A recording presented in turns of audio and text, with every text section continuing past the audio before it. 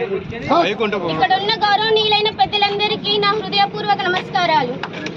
Sir, ఇక్కడ గత 20 సంవత్సరాల నుంచి ఇక్కడ చాలా మంది వ్యక్తులు లారీ అసోసియేషన్ మీదే తన ఉపాధిని కొనసాగిస్తున్నారు. కానీ 2-3 సంవత్సరాల నుంచి బొగ్గు లోడింగ్ అనేది ట్రైన్లకి పోతుంది. దానివల్ల లారీల వాళ్ళకి బొగ్గు అనేది లోడింగ్ ఇవ్వడం సరిగ్గా ఇవ్వట్లేదు. దీనివల్ల లారీ ఓనర్స్ అందరూ చాలా అప్పుల పాలయ్యారు.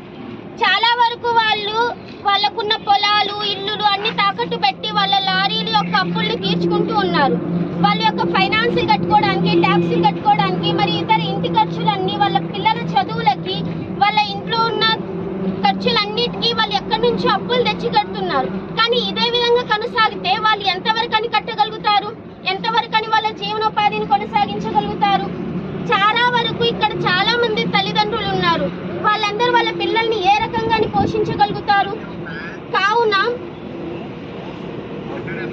గౌరవనీయులైన పిఓ జిఎం గారి అంకుల్స్ ని అభ్యర్థిస్తున్నది ఏమనగా, మా యొక్క వాటా, మా లారీలు వాళ్ళ యొక్క వాటా వాళ్ళ బొగ్గు వాళ్ళకి ఇవ్వాల్సిందిగా కోరుతున్నాను.